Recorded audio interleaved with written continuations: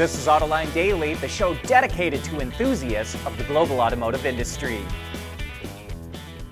As you probably know, things are not going well at Volkswagen. But just to give you an idea of how dire the situation is, the company is considering getting rid of 30,000 employees in Germany. That's according to Manager magazine, a German trade publication. Those layoffs would equate to 10% of VW's employees in Germany and would include 4,000 to 6,000 R&D jobs. VW also plans to slash its capital expenditures by billions of euros over the next 5 years. But VW's Works Council scoffs at that number of layoffs, saying they have no basis in reality. And so buckle up for what could be a major battle between VW and labor. Germany's economic minister says the government wants to help VW avoid closing plants in Germany, but beyond suggesting some incentives for EVs, he admits there isn't a whole lot that the government can do, saying it's up to Volkswagen to structure the company to be competitive. As we reported a couple of weeks ago, Audi is looking at closing an assembly plant in Belgium, and now media reports are surfacing that Chinese automaker NIO could be interested in buying it. That would help NIO avoid EU import tariffs on Chinese EVs. But we think if NIO decides it needs a plant in Europe, it will probably look to low-cost Eastern European countries instead of high-cost Belgium. The longer the year goes on, the worse things are looking for Mercedes-Benz. For the second time in 2 months, it just lowered its profit outlook for the year. It's also going to cut its capital expenditures as it expects its free cash flow to plummet. Mercedes is taking a beating in China, where it not only lags behind with electric cars, but now faces a backlash against any kind of high-end purchases that is affecting all luxury brands and not just cars. But put it all together, and the stock prices of European automakers are at near record lows. As a group, European auto stocks are now trading 60% below the overall Stock 600 index, and some analysts believe those stock prices could drop another 10 to 20%. Maybe that's why, despite the low prices, value investors are sitting on the sidelines, waiting for them to drop further. Making a life full of memories, one road trip at a time. That's what really matters. Bridgestone Weather Peak tires with a 70,000-mile limited warranty.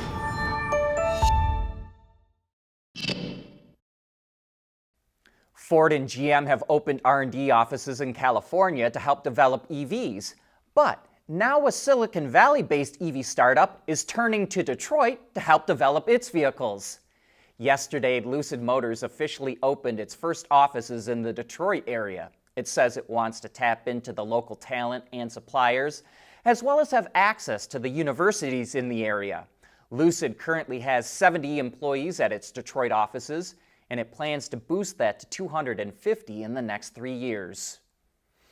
If you had to put the top 3 full-size, half-ton pickup trucks in order of sales in the second quarter of this year in the U.S., I'd bet you'd probably say the Ford F-150 first, then the Chevy Silverado, and third, the Ram 1500. But that's wrong. The Toyota Tundra has been chomping away at sales of the Ram 1500 all year, and in the second quarter, it rose to 15.2% share of the full-size, half-ton pickup truck market in the U.S. versus 10.1% for the 1500.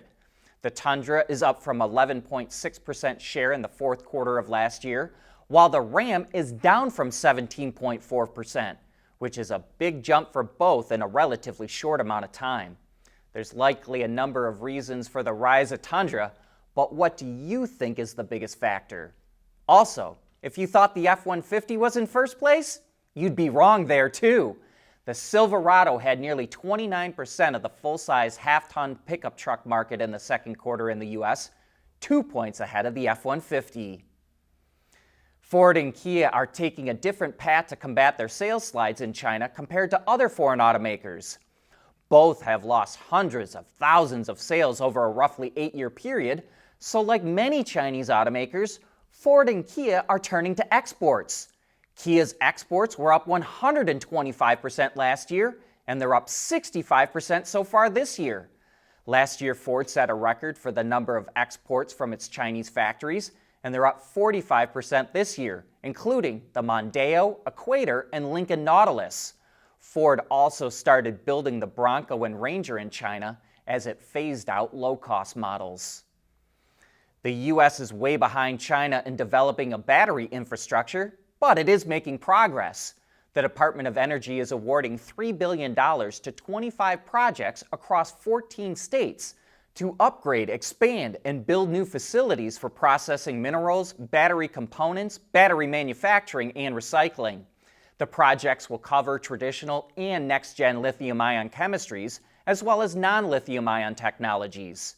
The Energy Department says its investment will generate $16 billion in total investment for the projects and create 12,000 construction and production jobs.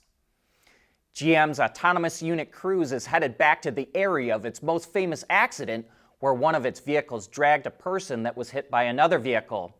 The way that incident was handled and the subsequent investigation into the company resulted in a complete shakeup of Cruise, including the departure of the CEO and co-founder. But now it's headed back to the Bay Area of California with a small number of vehicles for testing. 5 autonomous Chevy Bolts should be running around Sunnyvale and Mountain View by the fall. The company also launched test vehicles with backup drivers in Arizona in April. Now its plan is to restart fully autonomous test rides by the end of the year and then start charging customers early next year. But the shakeup at Cruise is also having an impact on GM's partnership with Honda. They plan to test the Origin shuttle this year in Japan and then launch a service in 2026. But GM has stopped production of the Origin and will focus on EVs developed off the Chevy Bolt instead. That means Honda isn't testing any Origins in Japan right now and says it's, quote, currently examining the impact of the project.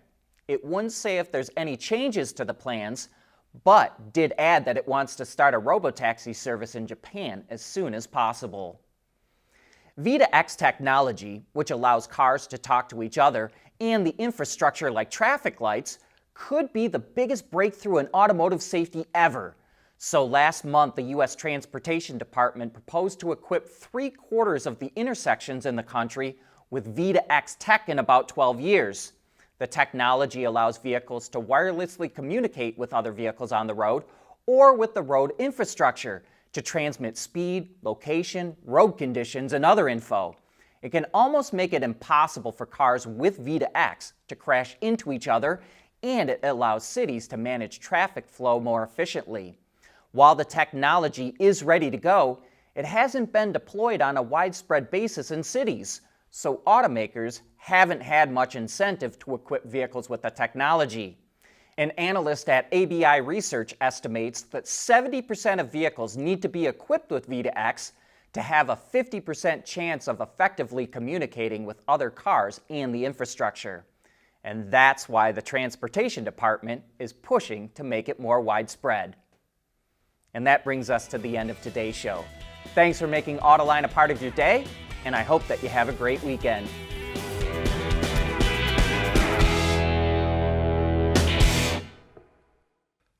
Autoline Daily is brought to you by Bridgestone, solutions for your journey. Intrepid Control Systems, over-the-air engineering boost your game. MEDC, where Michigan businesses are powering the future of mobility. And by Teijin Automotive Technologies, the formula for better mobility. When we did our research for the talent that we need for this program, Michigan was really the top of the list. In order to be successful in this space, you really have to have the right people, the right mindset, the right environment. There's nothing wrong with heavy metal. Hey, lighten up. But with world-class composite material, Teijin Automotive Technologies makes vehicles lighter, safer, and more eco-friendly.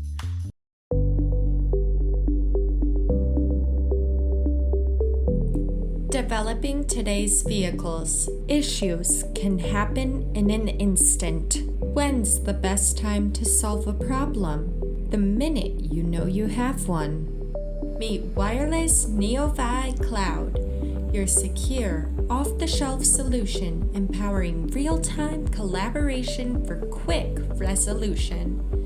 With wireless Neovi Cloud, your team can prevent issues before they can escalate.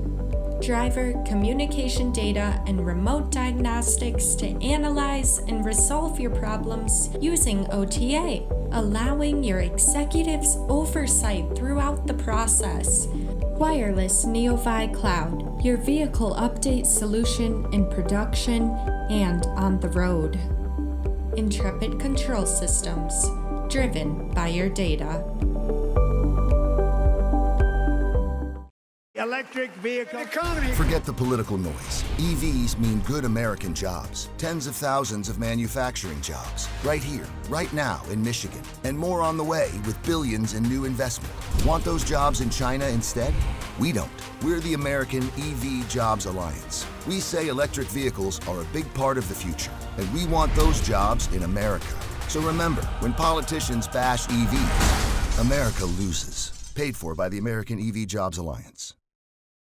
Wards is the industry leader for news, data, and analysis. That's why companies across the globe subscribe to our premium service, maybe even your own. Log in for subscriber access now. Check your company's intranet for details and rely on wardsauto.com to keep you informed.